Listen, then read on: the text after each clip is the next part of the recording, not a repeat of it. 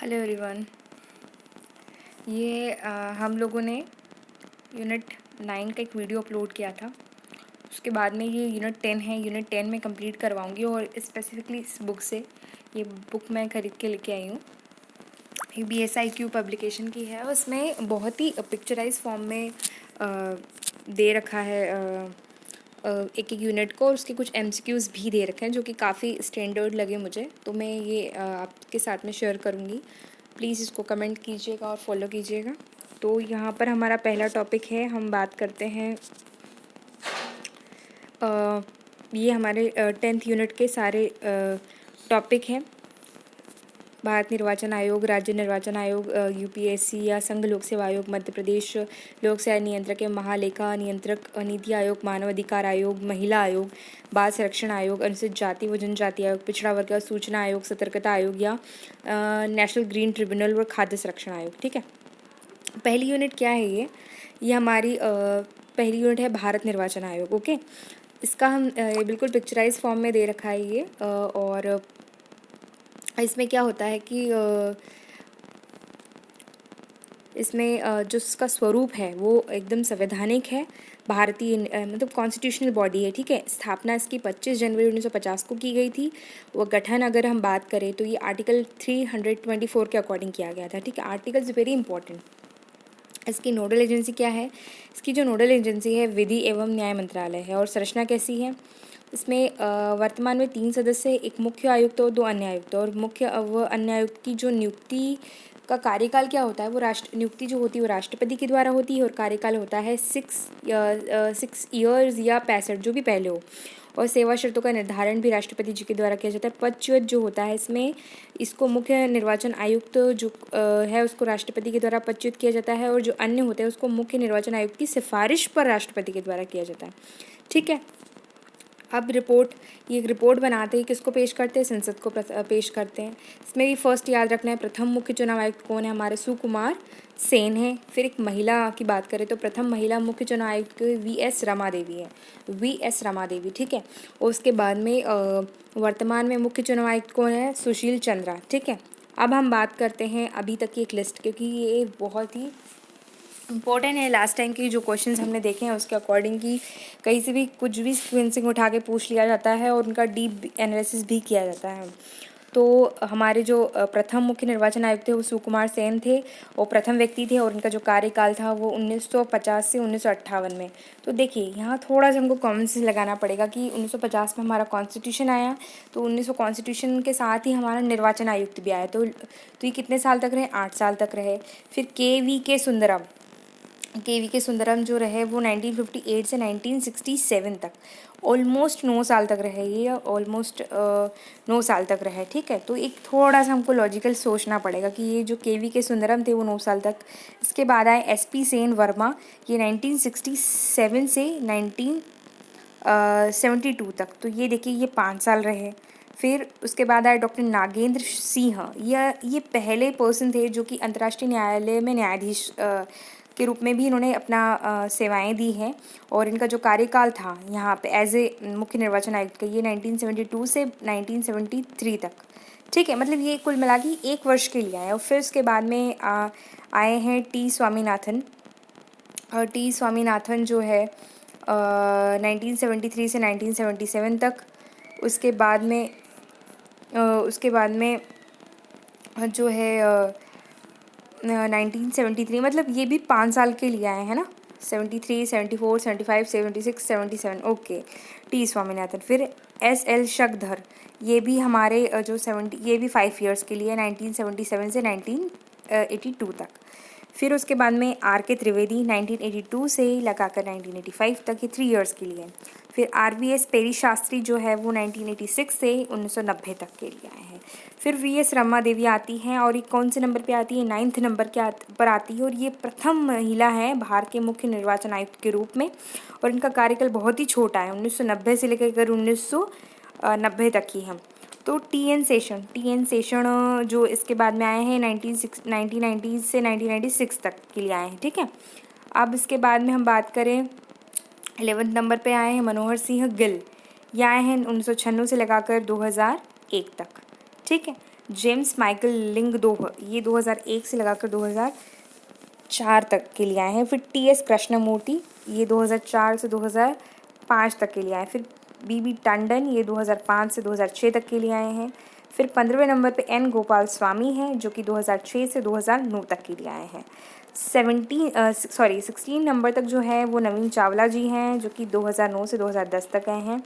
S Y Qureshi, प्रथम मुस्लिम, 2010 से 2012 के लिए आए हैं। उसके बाद में वी.एस.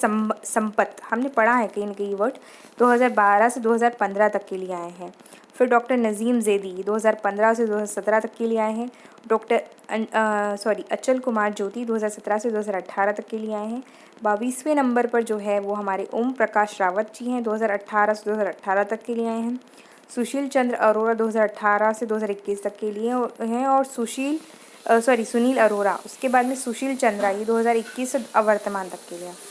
तो इसमें मेन मोटा मोटा ये लिस्ट है 24 लोगों की। इसमें मोटा मोटा ये याद रखना है कि ये 24 लोगों की लिस्ट याद रखना है, साथ ही साथ को 4 से 5 बार पढ़ना पड़ेगा ताकि हमें इसके ईयर वाइज याद रहे। इसमें इम्पोर्टेंट कौन सा है, फर्स्ट है कि सुकुमार सेन है। फिर प्रथम महिला वी.एस. रमा देवी, और उनका कार्यकाल भी बहुत छोटा रहा, 1990 से 90 तक। फिर फर्स्ट मुस्लिम भी पूछ सकते हैं, एस.वाई. कुरैशी, ये फर्स्ट मुस्लिम है जो कि 2 साल तक रहा इनका कार्यकाल, 2010 टू 2012 तक। अब let's talk about MCQ on particular this topic. तो भारत के मुख्य निर्वाचन आयुक्त को किसके द्वारा निर्वाचित किया जाता है, तो राष्ट्रपति के द्वारा, एज वी ऑल नो। फिर आ जाएगा भारतीय संविधान के किस अनुच्छेद में निर्वाचन आयोग का प्रावधान है, तो निर्वाचन आयोग का जो प्रावधान है वो अनुच्छेद 324 में है, ठीक है। फिर भारत के राजनीतिक दलों को निम्न में से किसके द्वारा पंजीकृत मान्यता दी जाती है, कॉमन सेंस है, भारत के निर्वाचन आयोग के द्वारा ही दी जाएगी।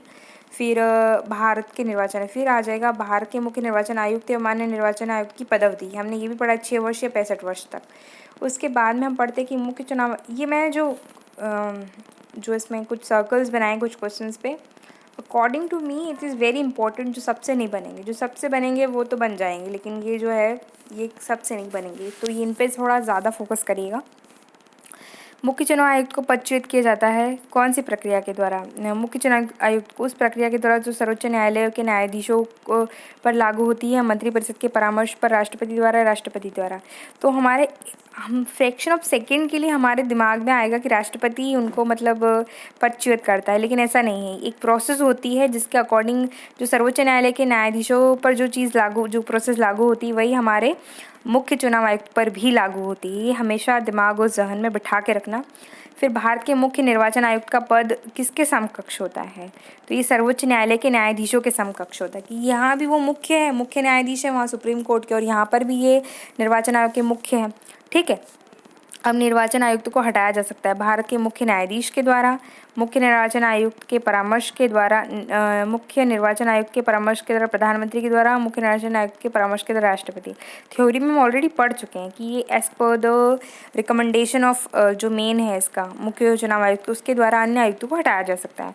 भारत के संविधान के किस भाग में निर्वाचन आयोग का प्रावधान है, तो ये जी हमारा 8वें नंबर का 8 का स, तो ये जो है भाग 15 में जो हमारा पार्ट 15 है, भाग 15 है, उसमें भारतीय संविधान के भाग 15 में निर्वाचन आयोग का प्रावधान है।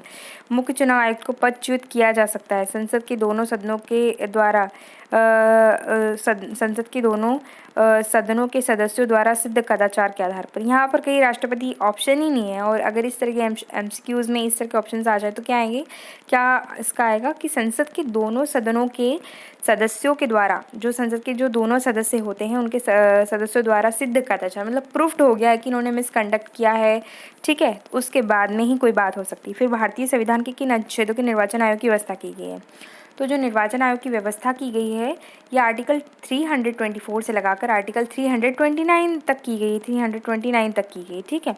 निम्नलिखित में से कौन सा चुनाव निर्वाचन आयोग द्वारा संपादित किया जाता है, निम्नलिखित में से कौन सा चुनाव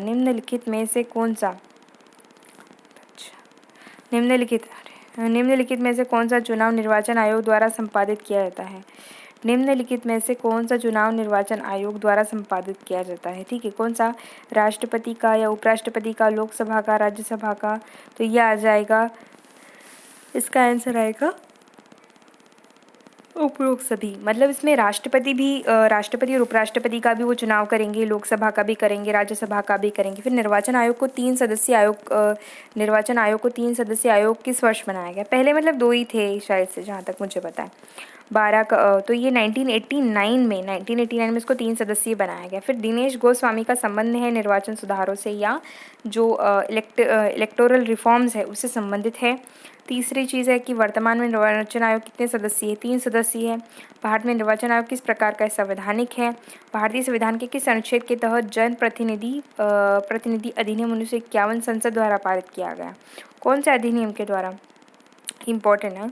तो ये आर्टिकल 327 या अनुच्छेद 327 के तहत जो है जन प्रतिनिधि अधिनियम 1951 संसद में पारित किया गया था। निम्नलिखित में से कौन आम चुनाव की अधिसूचना जारी करता है? लोकसभा, प्रधानमंत्री, राष्ट्रपति, निर्वाचन आयोग। तो जो भी चुनाव होने हैं, चुनाव करवाने हैं, उसकी अधिसूचना कौन जारी करता है? इसकी अधिसूचना जो है वो कौन जारी करता है? उसकी अधिसूचना? उसकी अधिसूचना जो है राष्ट्रपति के द्वारा की जाती है। ठीक है, ये इनका काम तो इम्प्लीमेंटेशन का है, एग्जीक्यूशन का है। ठीक है, निर्वाचन आयोग का, लेकिन जो आदेश कौन देगा? वो राष्ट्रपति देगा। उसके बाद में संसद 18 नंबर का क्वेश्चन है। संसद देखिए इस तरीके से ये क्वेश्चन है। संसद सदस्यों की अयोग्यता संबंधी विवाद पर निर्णय कौन करता है? निर्वाचन आयोग के परामर्श से राष्ट्रपति करता है। ऐसा भी नहीं लिख सकते, राष्ट्रपति सिर्फ अकेले नहीं कर सकता है। ठीक है, ये निर्वाचन आयोग के परामर्श से ही होगा जो भी होगा इनका। ठीक है, उसके बाद में